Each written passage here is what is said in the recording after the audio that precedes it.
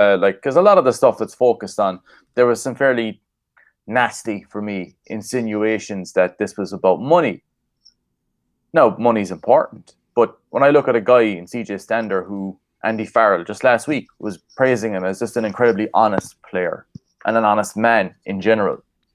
When he goes to remember, this is a guy who came over here with hardly any English.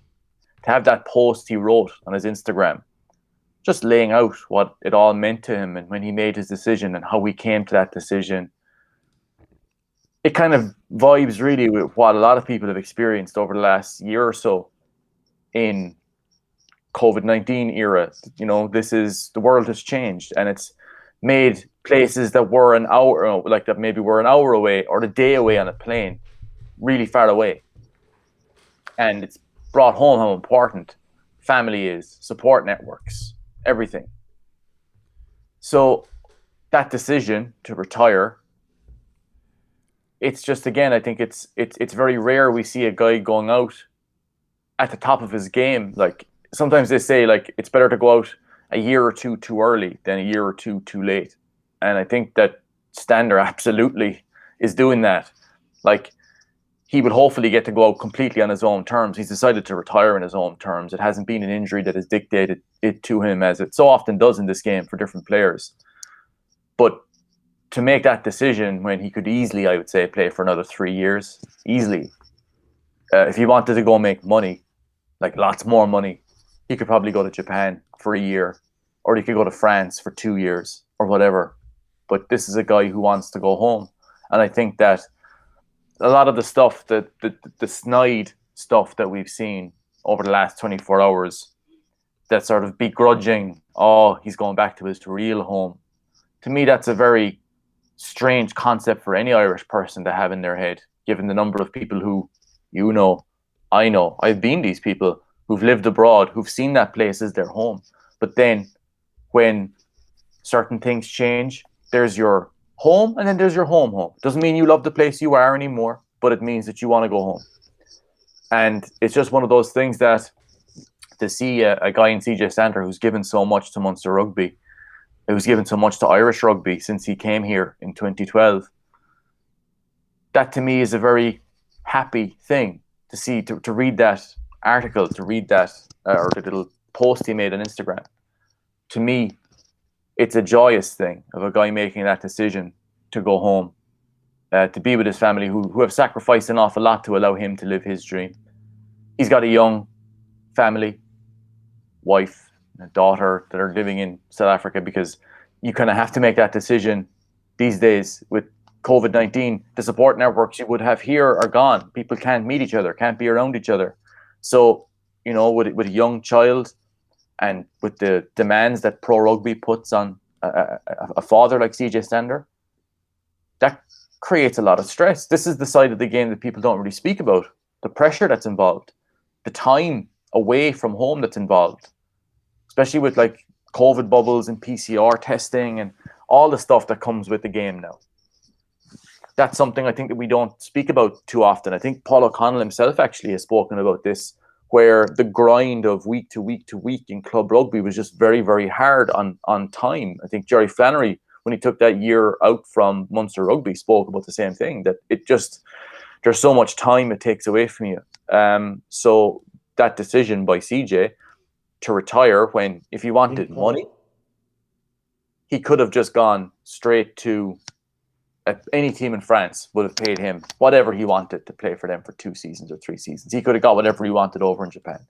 But instead, he's choosing to retire.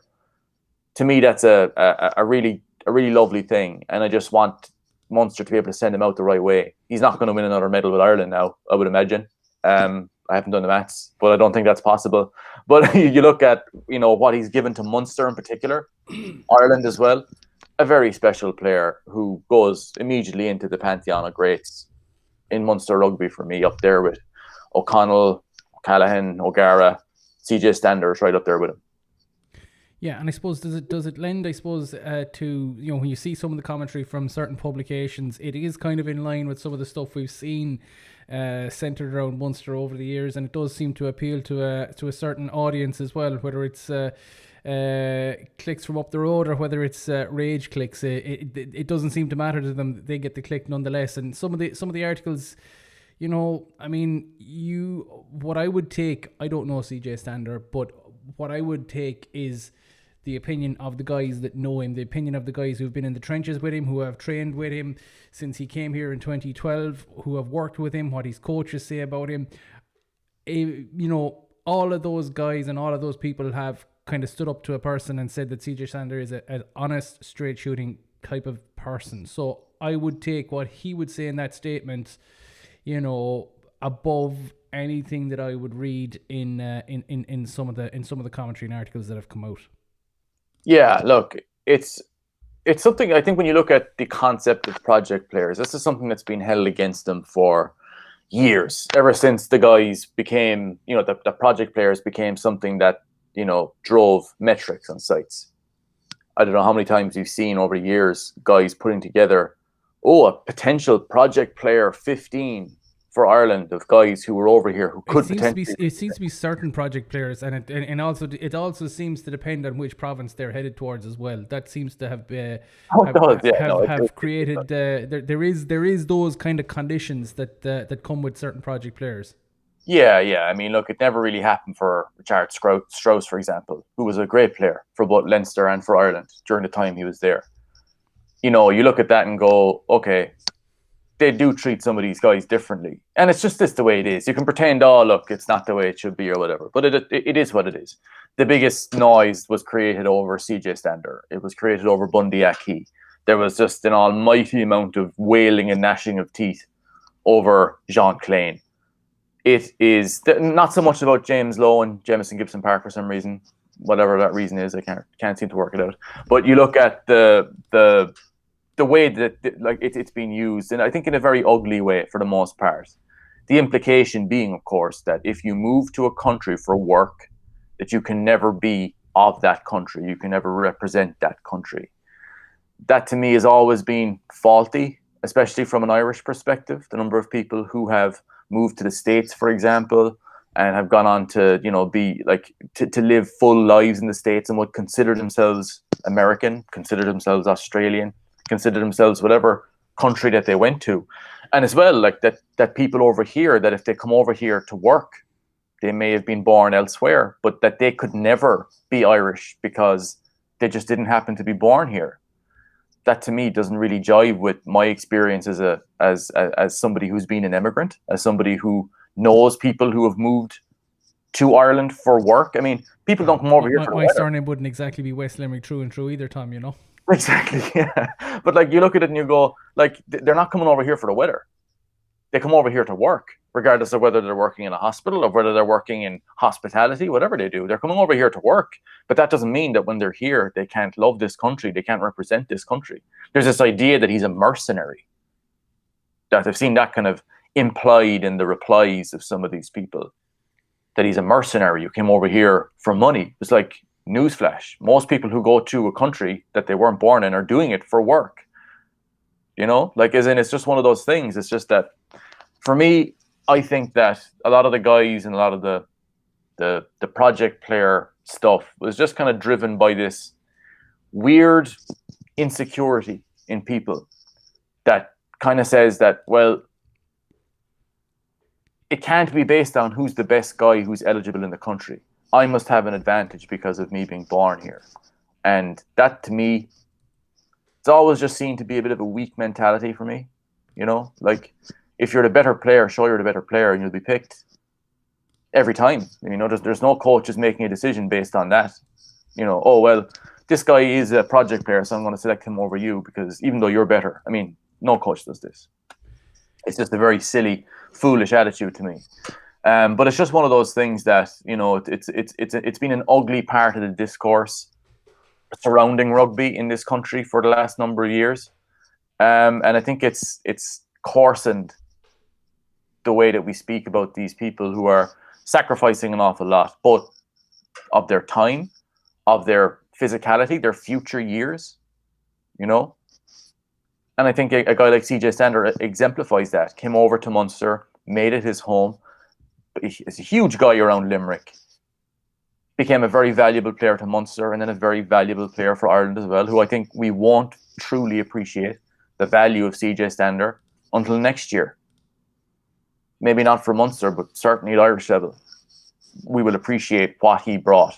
And he's been a guy who's he's taken off a lot of flack over the years. Nonsense, about his footwork and all this other guff.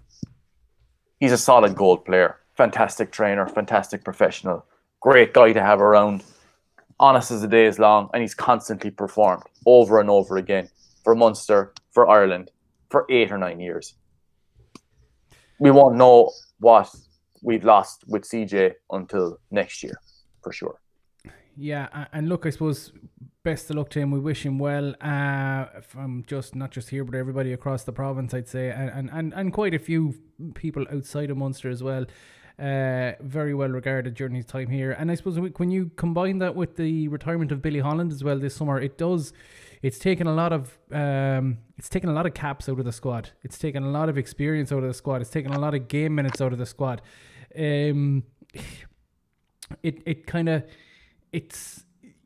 I suppose we've been going on about the guys that have been stepping up from Munster, but next season now, depending on how the rest of this season goes, if we can manage to pick up silverware, fantastic. That'd be really that'd be super for Munster. But we always say it, next year is always the most important one. But there are guys that are not just going to have to step up into first team rugby, which is they've been doing pretty much this season, but they're now going to have to step into leadership roles as well as first team rugby, and that's another challenge. But look, it's a step on the way for the development of a lot of these guys, and they've shown heretofore that they've accepted all the challenges with regards to making impacts and getting spots on starting 15. So it's the next step in the progression for the likes of Coombs and these guys. And if what we've seen heretofore from them is anything to go by, I don't think we'll have much to worry about there, Tom.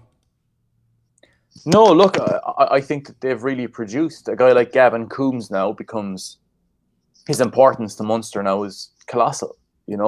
He will, as the guy who has been playing at number 8 this season a lot when CJ Stander has not been there, and played alongside him in the Champions Cup, he now for me is a vitally important guy for Munster going forward. But it's not just about one player wearing the same jersey stepping up. It's about others. This is about a lot of guys who will have to stand up now and become those leadership roles. I mean, you see, Peter Manny was speaking yesterday about CJ Stander, about how he is adding to the culture of Munster. These guys now will have to step up that bit and take that bit more responsibility. Billy Holland, him leaving at the end of the season is the exact same. He's a bit more, he would be a bit more expected that, given his age and stuff like that you might think, okay, well, he will retire relatively soon enough, you would say. But with CJ, you'd think, geez, another 2 or 3 years. But this is another example of guys needing to step up and needing to take over those leadership roles. We've had a lot of focus over the last couple of months over the young players, both provincially and nationally. But I think we've seen it at the weekend, the importance of experience and the value of having experienced seasoned players there, and the value that they give, that it goes beyond the number that's next to their name on Wikipedia about how old they are. I think that we can sometimes get a little bit lost in the weeds on that with regards to, how a guy, supposedly their value diminishes the older they get. I remember Munster back in 2012 really did want to keep a hold of the likes of Horan, Hayes, O'Callaghan, O'Connell, Leamy, Wallace, Flannery, because they were hugely experienced, incredibly valuable players. It didn't work. A lot of those guys ended up getting injured very soon afterwards and were forced to retire regardless. But you look at the way that experience has kind of been thrown into the same pile as unseen work. When people go on about unseen work, that it's like not something that they particularly value, but somebody does, and that's why they're there, even though you can't really understand why. Experience and basically just having the sort of the minutes and caps and countless reps on field, minutes on the field, pictures you're seeing, is an incredibly valuable asset. And while there's always, like, young players obviously are vital, no club can survive without them, that experience is a hugely important part of the game as well. And it's something that I think, you only really miss these guys when they're gone. And that's been true all over the place. You look at the value that Leinster, for example, have placed on Scott Fardy, on Devin Toner, on guys like Michael Bent. These have been huge players for Leinster over the last 2 seasons, I would say. Are they at their peak as players? I would say not, but that doesn't really matter. It's what they bring to the wider guys around them. It's the aura they exude. That is still hugely important in this game. And now it's a big opportunity for these players to step up, and I truly believe they will. Yeah, I think they will too, Tom. And look, like you said earlier, these guys have proven it with their performances on the field. And you know, if the likes of Stander, O'Mahony, and these guys, they all led by their performances on the pitch, and I don't see any reason there why that vein of leadership can't be continued. Speaking of Munster, good win last weekend, Tom, getting the job done, and it's important in these remaining games that they kind of maintain as much momentum in the final games, that they maintained as much momentum as they possibly could heading into that Pro 14 final next weekend. Oh yeah, look, winning these games is hugely important. They might be dead rubbers necessarily, but Munster want to win all these games. They want to go into that final with momentum, with the confidence that comes with putting wins together. You know, and this game against Benetton, I would expect a lot of rotation for that. But the expectation will still be the same. Win, keep winning. That's what they're there to do. And I think that the attitude that they're building, I like the depth that's growing in the squad. I was hugely impressed with the likes of Alex Kindellan last week, who wasn't expecting to come on the field for, you know, the amount of time that he was there. Like, I think he probably would have expected himself maybe 15, 20 minutes at most. But honestly, like you look at the way that he performed when he came on, his detail in the line out, his ruck work, his contact skills. This is a guy who turned 20 a week or two ago. He was playing schools rugby last year. That's hugely valuable. That's really good to see. And we hope Vinny Wycherley is doing well, actually. It was a bad enough neck injury, it looked like, but hopefully, and thankfully, it seems like it's not all that serious from what we've seen so far from Munster in the release. But look, I think that win in the conditions, which were, like, again, just another continuation of just terrible weather that Munster have been playing in Thomond Park this season, I think it's been of huge value in that they have had, to work their way through these games intellectually. And they certainly did that in this one. Back their scrum, back their line out, back their maul in particular. And it battered the Scarlets, who seemed to lose interest fairly quickly once they got a taste of Munster's offensive and defensive maul work, for sure. It was a good value win. I thought Joey Carberry played incredibly well too. Yeah, but that was my next protocol. He, God, when you see some of the stuff that this guy can do and and has done in the games, we really did miss that element to our game, and he has just been superb. But I think every time you watch him, he's like watching one of your kids playing, and you're just going wincing. You're like, you just you kind of, it's that balance of wanting to wrap him up in cotton wool, but still wanting to see him get out there in the field and do the business. And I suppose we just have to trust Joey. Oh, stop! It is like, I remember I was watching back the try he set up for Shane Daly. Just a superb bit of counter-attacking work off a kick return. So good. And as I was watching the replay, even though I know he wasn't injured, I was still wincing whenever he put a whole load of, like he was jabbing with his lower body when he was changing direction. I was just thinking, Jesus, his ankle. It's just one of those things when you're looking at it. And I think that he'll need to put a whole load of games together consecutively before people will stop, and before even I will stop kind of going, oh, Jesus. But it was really good to see. He's a quality player. You can see it in the game. He's still picking up match sharpness, stuff that, pictures that he'll maybe be executing way tighter in a game from now, because he played, 60 minutes in this one and did really well. It's just that, the worry will be there with the injuries, of course, like that he's had. You'll be thinking, oh God, will he, is he all right? But he's really showing just what a good player he is in this game as well. Just showed, like, he really had a fantastic game, and just showed just some of the things he's capable of doing. I think he's a guy who will be hugely important to Munster for the rest of this season, but also going forward. He's a guy who has just so much quality, and I think he's a fella who, long term is a hugely important piece, not just for Munster but for Ireland as well. Absolutely, and I suppose, look, Tom, one of the things as well is that it does the way that they've finished the season has created momentum heading into that Leinster match, and that is going to be huge as well. Looking back quickly at Ireland, Scotland, Ireland getting the business done, did their best to throw it away towards the end of that match with a 14-point lead, I think, on 63 minutes. It looked like, if Ireland kicked another, couple of penalties at that stage, that we would have been very, very comfortable for the remaining quarter, let's say. It didn't pan out like that. We left Scotland back into it, but just goes to show how important restarts are and claiming them.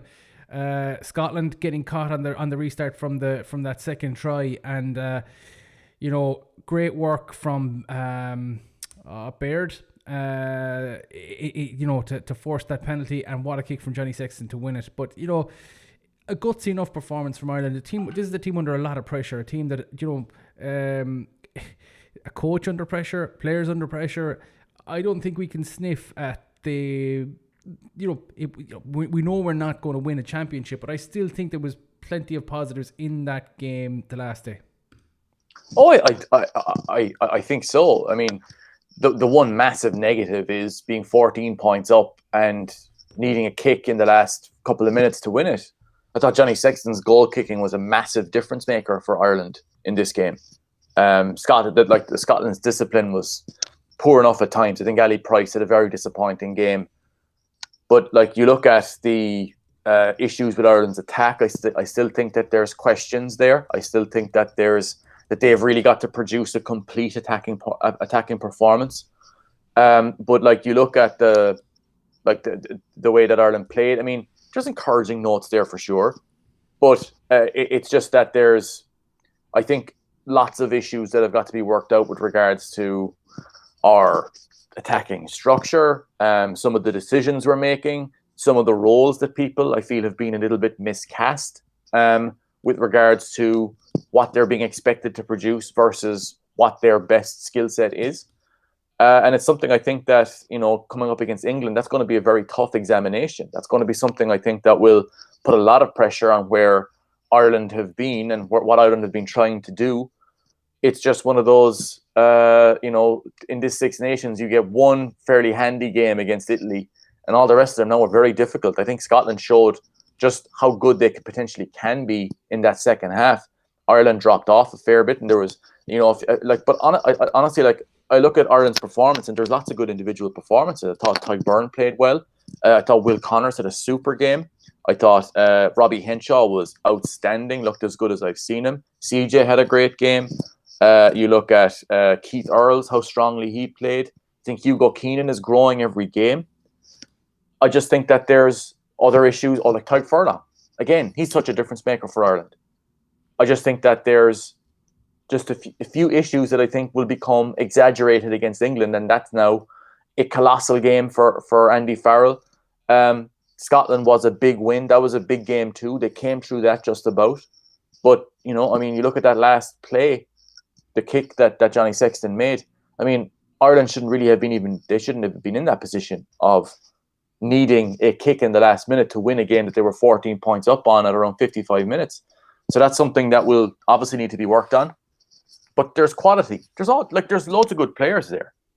The issue for Ireland isn't that they have, there's loads of average players there. I think a lot of these guys are very good players.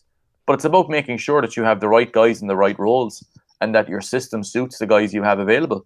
So it's going to be something that I think that I'm not sure these issues will be fully ironed out before the England game at the weekend. But I have seen some positives in what Ireland are doing, but a lot more is needed. Obviously, Ireland, England at the weekend. I know you'll have been busy creating stuff for the Three Kings Patreon page. So, Tom, tell us what you're doing ahead of that big game.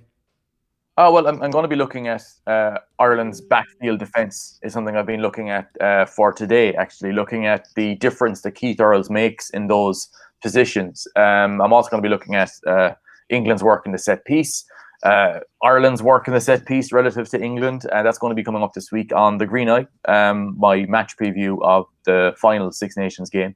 That's coming up on TRK Premium, which is at patreon.com/3 Kings for as little as €2 a month.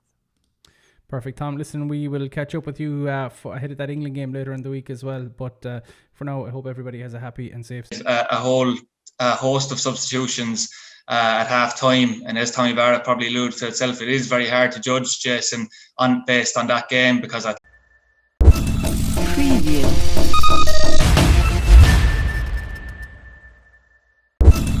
Preview.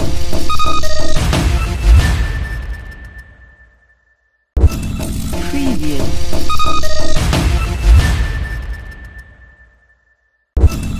Preview.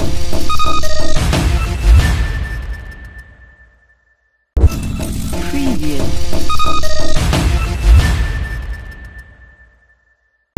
Preview. Preview.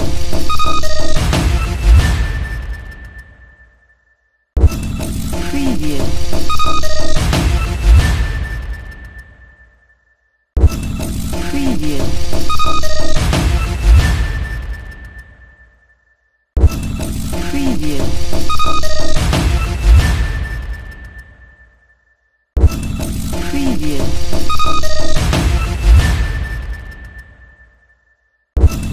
Preview. Preview.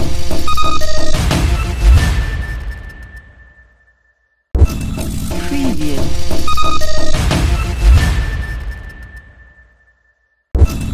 Preview.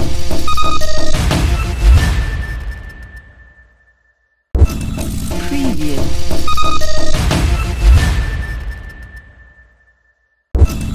Preview. Preview. joined now for our weekly soccer podcast by our usual guests, Noel O'Connor and Jason O'Connor. Thanks for joining us this evening, lads. I suppose, Jason, there's no other place to start but the friendly on Saturday for Treaty United. Treaty United drew 0-0 with Athlone Town in Athlone.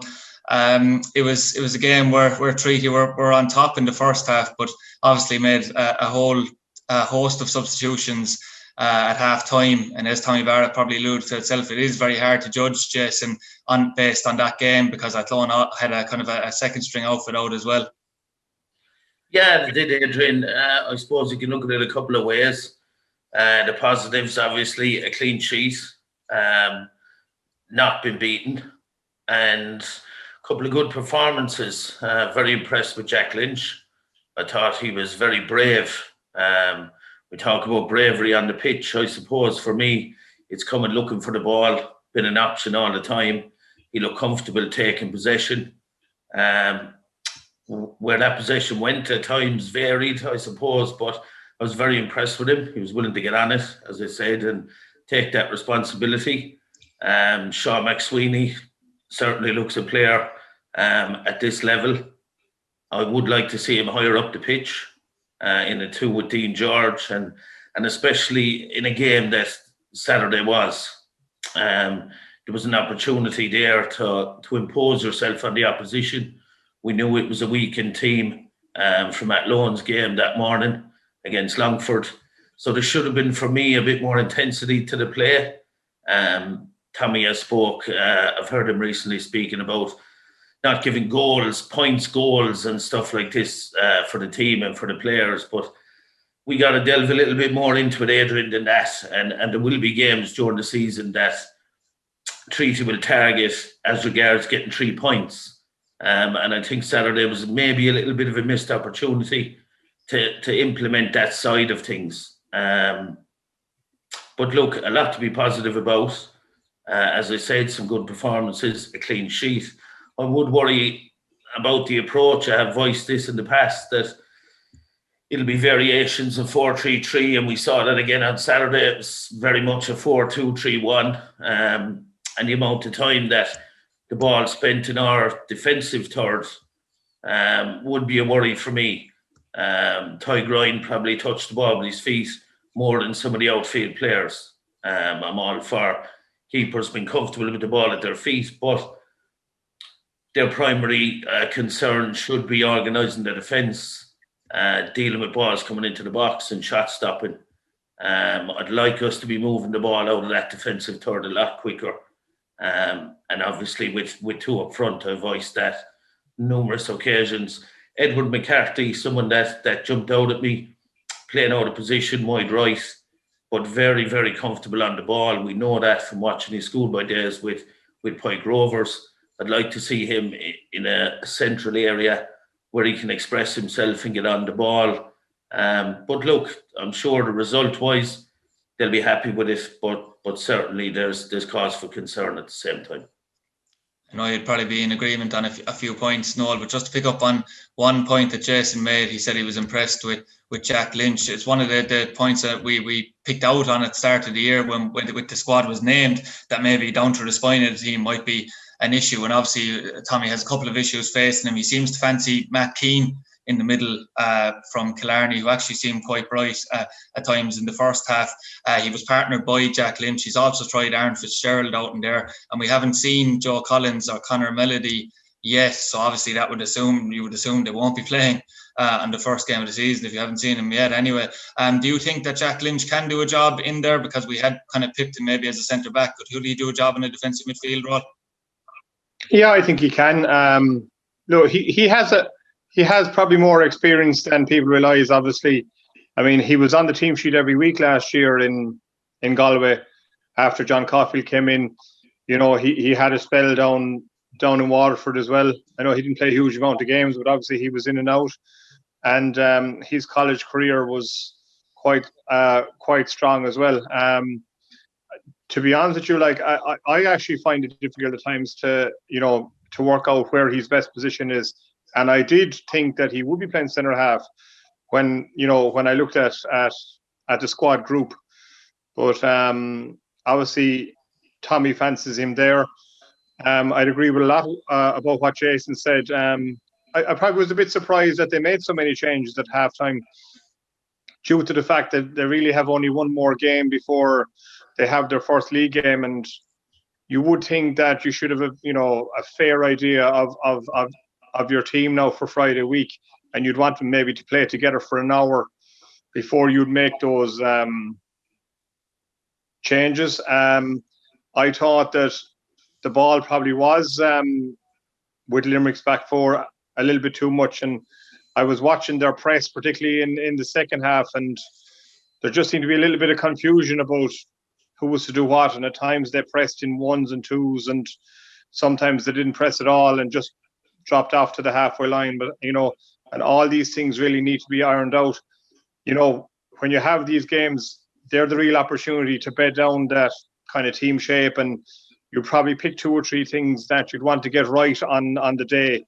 And for want of a better word, you would be barking your instructions from the sideline just to reinforce 2 or 3 things that you can get done, that you can say after the match, look, we set out to do this, and we've got that bit done, and we've got that bit done, and we move on to next week. But again, I've said before, those pre-season friendlies, they're tricky enough. It was that lone second game as well. I wouldn't really read too much into whether it was a first team or a second team. It's about getting minutes, and it's about getting your match fitness and getting to know the guy next to you.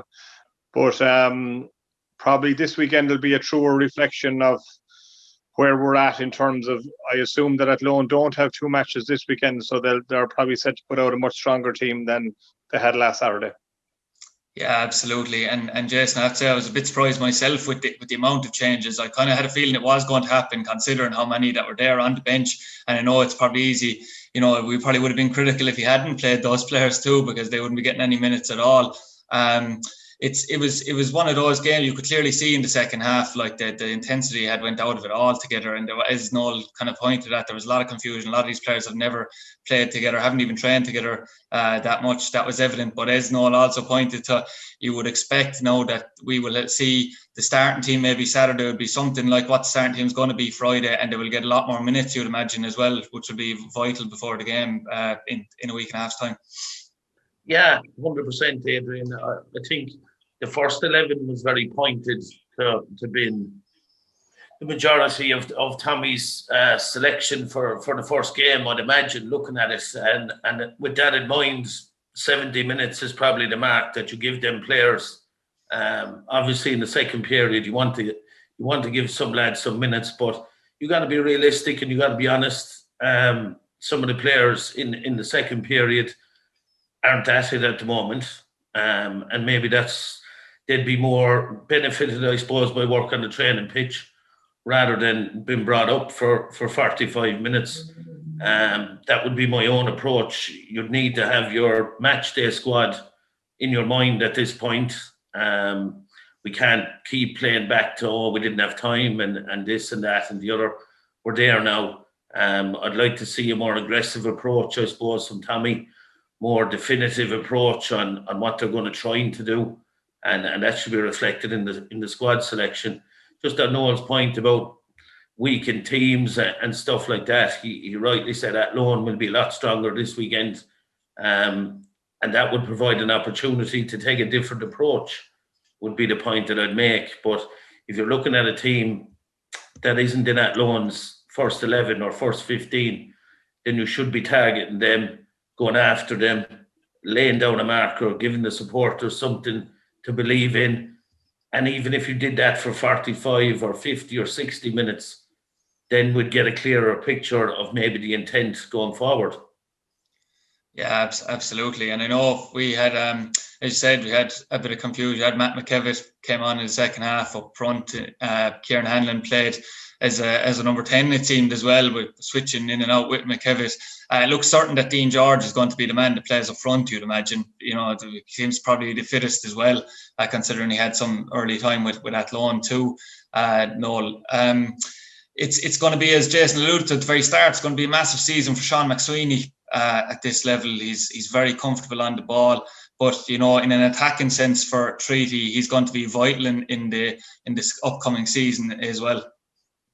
Yeah, I think he is. And certainly that, you know, the top end of the pitch and, you know, no matter who's going to be there, the absolute crucial part of that, if it is a 4-2-3-1, is how quickly the three, if you like, can get near that lone striker, because at times, particularly in away matches in that league, if you're under a bit of pressure, you know, you may find the team getting very deep and it's very hard to get out.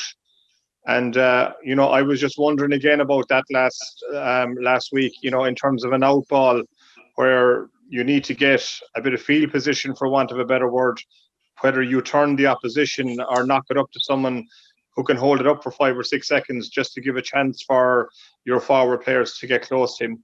But it certainly is a big season for him. He had a little taste of it before, and I certainly hope that he does look to get not only up to the number 9, whoever it may be, but actually beyond him at times as well. And it'll be crucial in terms of getting goals that those guys have that kind of mentality in their heads, that they're not content just to play behind the number 9, but they're looking to get beyond him as well. Yeah, absolutely. I know Sean was criticised in his last time with Limerick for being maybe a bit slow on the ball, but obviously we'll be hoping for assists and goals from him, which we'll certainly need from Sean McSweeney this year. We're going to move on now to discussing 4 teams that Treaty will come up against this year. We discussed 4 last week as well. We'll start off with Shelbourne, who, like Galway and possibly even Bray to a lesser extent maybe, are being hotly tipped as promotion favourites, Jason. You've got a lot of good players there. You've got the likes of Kevin O'Connor there. You've got Ryan Brennan. Also the 2 goalies we know well, Jack Brady and Brendan Clark, will be vying out for the number 1 spot. And also a big signing for them will certainly be Yo-Yo Maddie up front, a player who played under age at Limerick FC. What way would you rank Shelbourne's chances this year? I know that there was a lot of hype around the club going into the Premier last year, Jason, and it didn't work out. So they'll be hoping to get back straight away. Well, they will 100%, Adrian. And it'll be one of my picks, I suppose, for promotion. I mentioned Galway last week, and Shelbourne will certainly be in that bracket for me. Their pre-season form has been very, very good up until the weekend, I suppose. They lost to Sligo 2-0. But previous to that, they beat Wexford 4-1, beaten Rovers 2-1, and beaten Drogheda 3-0. So you have a lot of goals scored in pre-season, and people can say, look, they don't read into results too much in pre-season, but winning is a habit, scoring goals is a habit, and Shelbourne are into that already. You mentioned Yo-Yo Maddie. He'd be one to watch for me this year. Can he reproduce the form that he showed for UCD last year? You also have Glenn McCauley, was a young player, played underage with the Irish team, actually here in Janesborough a few years ago against Holland. Had a spell in Liverpool as well, and fluttered around a little bit with Bows and Pats over the last couple of years, but certainly has potential. And he'll be interesting to watch this year. You mentioned the two keepers. Obviously, Limerick fans are very, very familiar with Brendan and Jack Brady. And the important piece there for me is Jack will push Brendan Clark all the way for that number one jersey, and that's healthy competition for any club to have. They've also Ali Gilchrist, a centre-back, experienced, played in Scotland with St Johnstone and had a spell with Rovers as well. So they look pretty solid, Adrian, and they'll definitely be in the mix for promotion for me. Yeah, and like Galway, I suppose, Noel, where we discussed obviously the virtues of John Caulfield and the experience he has. Shelburne are at the other end, where Ian Morris has come in for heavy criticism from some quarters. Obviously, the fact that the club had made great strides off the field, then got promoted from the first division, I don't think they had any ambition to come back down. They had a real kind of collapse in the second half of last season. So unlike the likes of a Galway, we'll say, who are coming in with great momentum into this season, Shelburne is almost the opposite, where, you know, you'll be trying, I know you have new players coming in, but the club as a whole will probably trying to get over the hangover a tiny bit. And Ian Morris will be desperate to prove himself as well, because he won't get much time, that's for sure.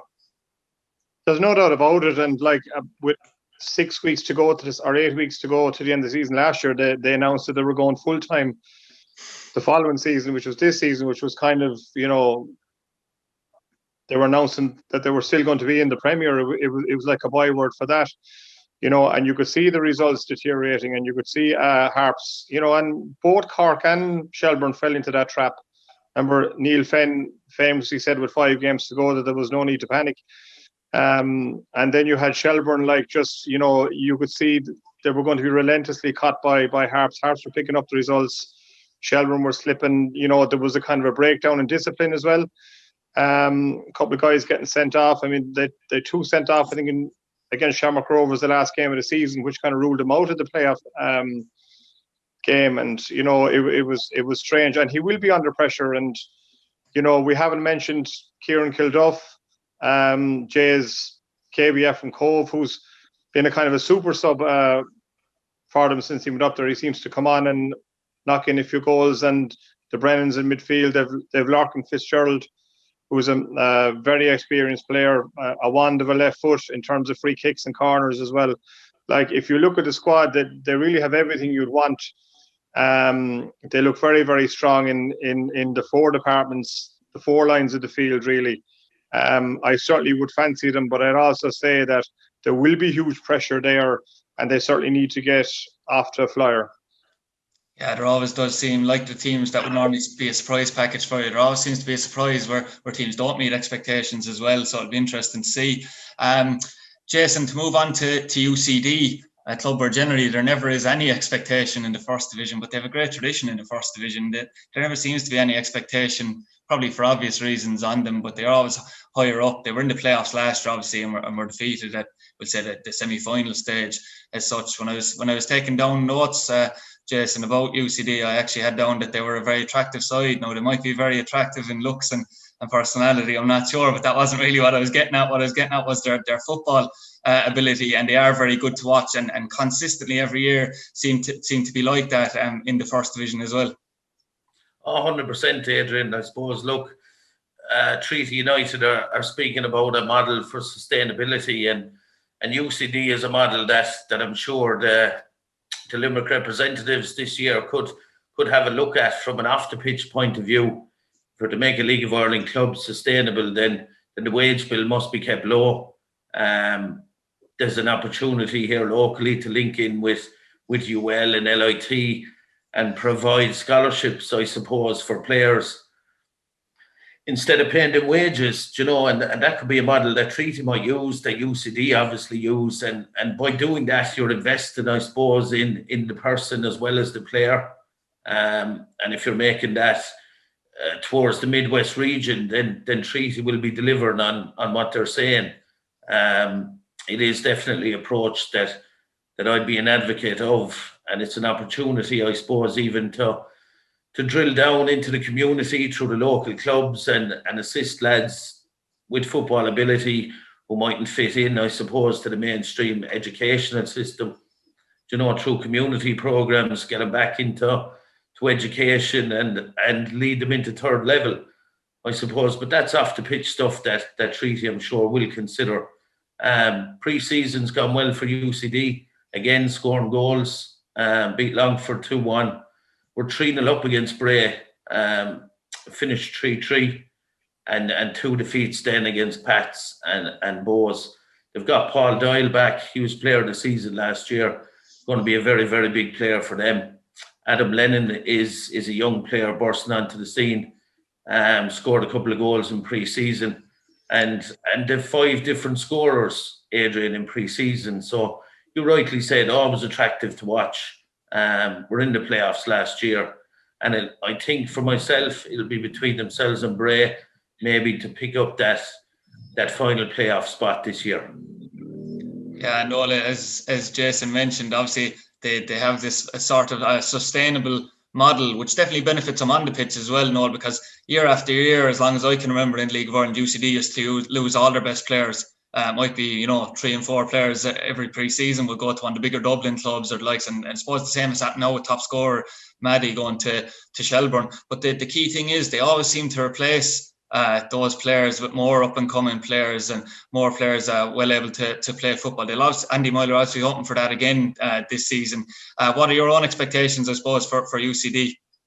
Yeah, well, funny, I would think that their expectations should be higher every year because, and you rightly point out, they do lose players every year, but they also they hand out 18 scholarships every year, 18 or 20 scholarships. So basically, they're getting the top players at 18 in the whole country, that haven't gone across channel, and that happens year after year after year. And also, they have them for a minimum of probably 3 years or 4 years.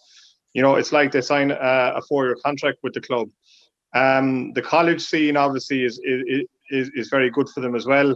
The fact that they get so many games together, a bit under the radar as well as having that Collingwood Cup as well, So I'd always have an expectation that UCD should do quite well. They appoint from within as well. In fairness, Andy Myler, he served his apprenticeship with the college teams, for the last few years. Another player that Jason didn't mention is back this year is Evan Ozen, Paul Ozen's son, who actually did his cruciate there about 18 months ago. But he's back, and he was on what I call one of the best UCD teams of the last decade. The one that won the league there 2 seasons ago. And when you look at the breakup of that team, I think about 8 of them left, and they're all playing with, if you like, the stronger teams in the Premier League. Yeah, to move on now to a team that would be very close to Noel's heart in Cork City. It's crazy, really, Jason, that we're speaking about Cork City previewing a First Division campaign, considering the decade that they had, previous now to this, challenging all the time for Premier Divisions. Obviously got one, had a great ding-dong battle with Dundalk. But obviously there's been a sea change now at the club in terms of management and playing personnel. Obviously, Colin Healy has got the chance, and I know that Dave Rogers alluded to it, actually, the Maverick Dave Rogers alluded to the fact that it was great to see that maybe the same managerial merry-go-round that happened in the League of Ireland for years isn't happening now anymore, and the likes of Colin Healy, who obviously has a great experience in football, obviously as a player, is now getting a chance, and it is a great opportunity for him. Oh, it is, Adrian, and you rightly said his huge pedigree in the game, so it wouldn't really be considered too much of a gamble, I suppose, by Cork City. They'll look to bounce straight back. There's no doubt about that. Gerard Morrissey, obviously, still part of the squad. Stephen Beattie, there was a lot of questions raised over where his wages were coming from when he returned. Danny Drew. You said that, no, not me, but that's been put to bed. And I'm sure the fans are delighted to have a player of that stature on board with him. We know Cian Coleman is there. We saw Cian when he was at Limerick. Wholehearted midfield player, very fit, gets around the pitch, and a tough tackler. Cian Murphy is one I'd like the fans to keep an eye out for a 20-year-old striker. Good ratio in pre-season, 2 goals in 4 games, and any good striker will tell you that's the ratio you're looking for, a goal every other game. So there's a lot of confidence within the camp, I'm sure, for Cork. I'd be tipping them definitely to be in the playoffs. Whether they can make it straight back will be a challenge, but definitely a good season ahead. Yeah, expectations and all are always massive in Cork. Great fan base, great sport for many years. Even when they were in the first division, always brought massive crowds to away grounds. They added a lot to it, 10 years ago before they got promoted again.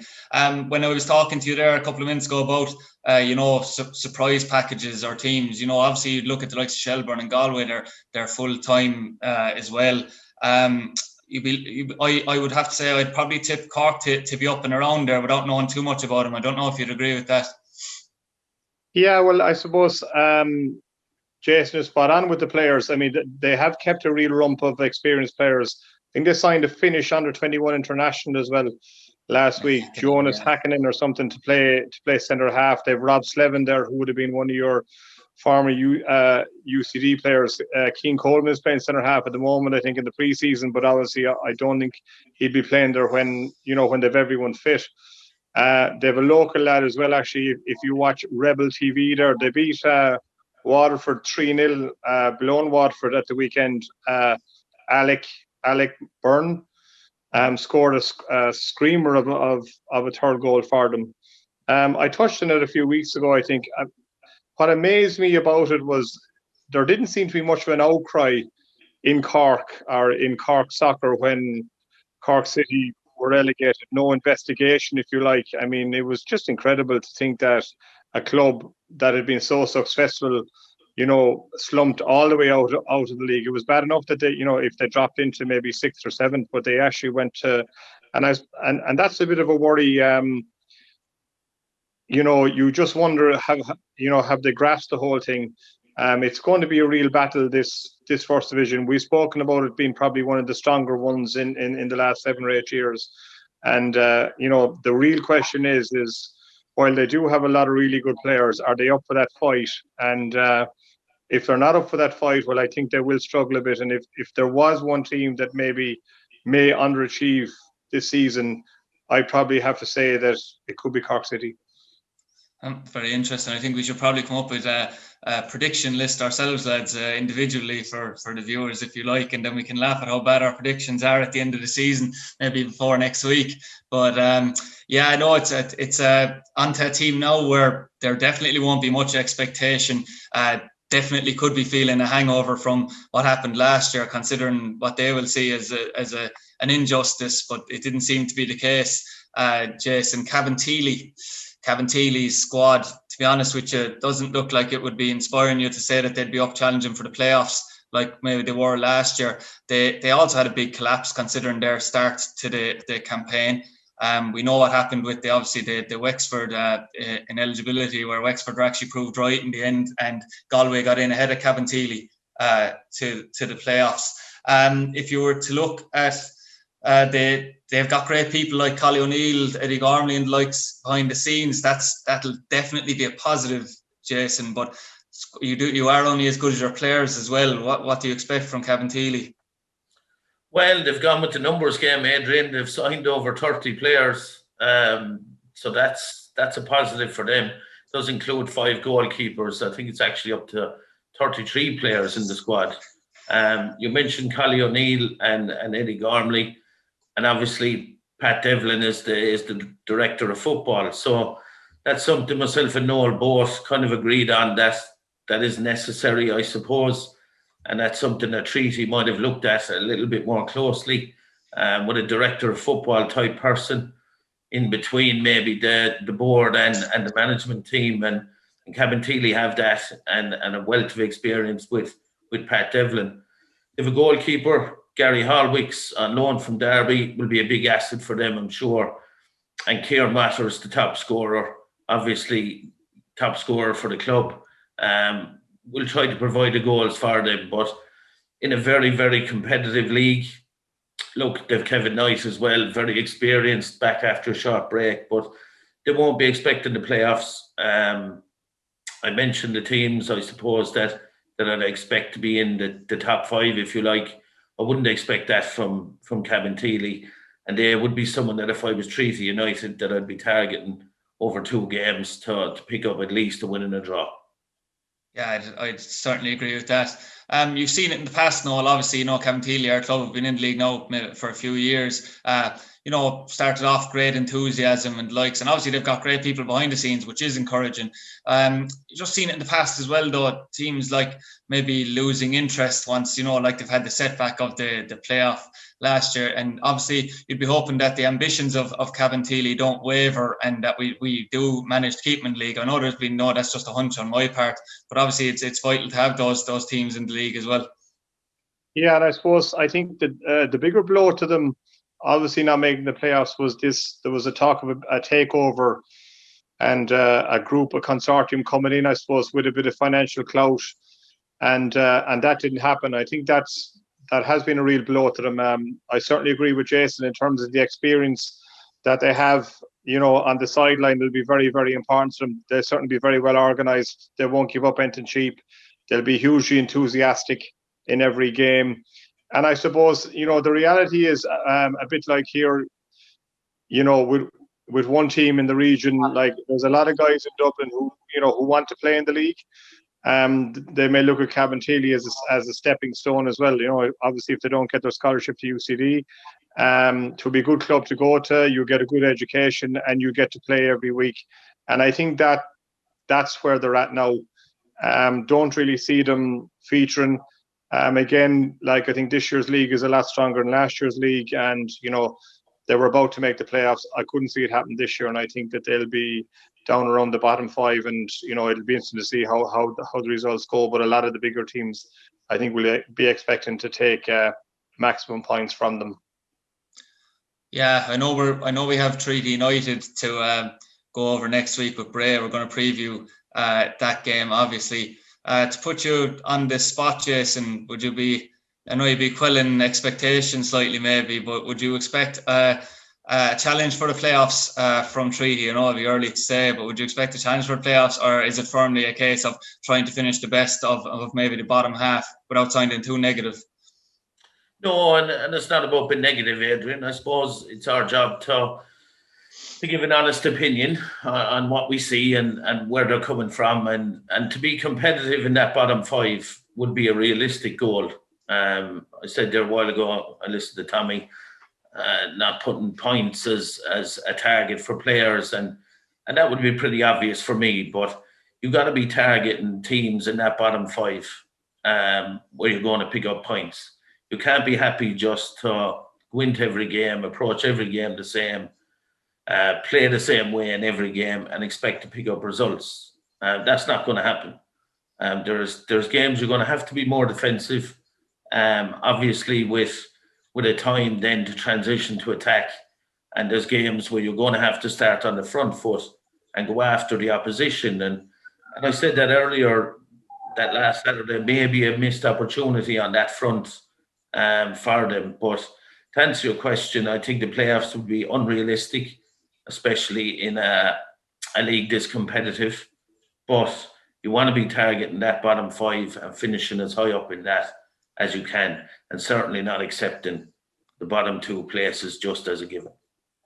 Yeah, listening to Conor Hoy, the Drogheda United chairman, was very complimentary of Bray, and obviously we won't go into Bray in too much detail considering we will be next week. But that just goes on to Jason's point that you could easily forget that outside of Galway and Shelburne, there, as we've mentioned in the last 2 weeks, there are some very good sides, and Tommy will, even though he's saying he won't go in with a different approach in certain games, at times that he's going to go in and take every game as it comes the same. He certainly will have to change his approach in certain games from the top teams to the bottom, no doubt. Yeah, and listen, of course he'll have to, and you look at your opposition every week, and if you play on a Friday night, by Saturday night, you have a clear picture of what you need to get done that week, and what way you're going to play the following Friday night, depending on who you're playing. And Jason is right. You can't rock up every week and say, look, we'll play 4-3-3 and, we'll give it a shot. I mean, some teams are going to have to be very defensive, maybe drop in to our own half, and other teams, I think at times we're going to have to, step right up in the front foot and stop them playing out from the back and see if we can win the ball and counter-attack quickly.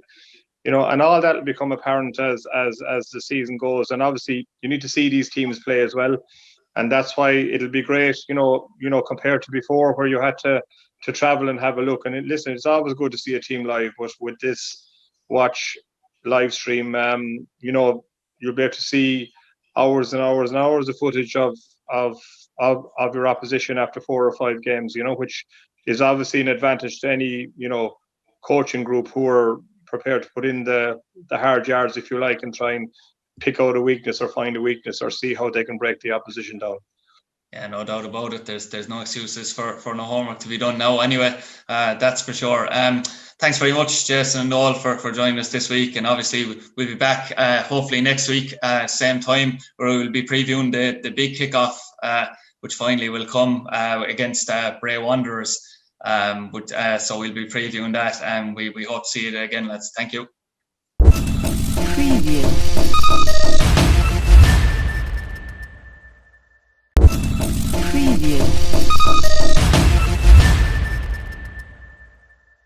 Joined now for our weekly soccer podcast by our usual guests, Noel O'Connor and Jason O'Connor. Thanks for joining us this evening, lads. I suppose, Jason, there's no other place to start but the friendly on Saturday for Treaty United. Treaty United drew 0-0 with Athlone Town in Athlone. It was a game where Treaty were on top in the first half, but obviously made a whole host of substitutions at half time. And as Tommy Barrett probably alluded to itself, it is very hard to judge, Jason, based on that game, because Athlone had a kind of a second string outfit out as well. Yeah, they did, Adrian. I suppose you can look at it a couple of ways. The positives, obviously, a clean sheet, not been beaten, and a couple of good performances. Very impressed with Jack Lynch. I thought he was very brave. We talk about bravery on the pitch. I suppose for me, it's coming looking for the ball, been an option all the time. He looked comfortable taking possession. Where that possession went at times varied, I suppose, but I was very impressed with him. He was willing to get on it, as I said, and take that responsibility. Sean McSweeney certainly looks a player at this level. I would like to see him higher up the pitch in a 2 with Dean George, and especially in a game that Saturday was. There was an opportunity there to impose yourself on the opposition.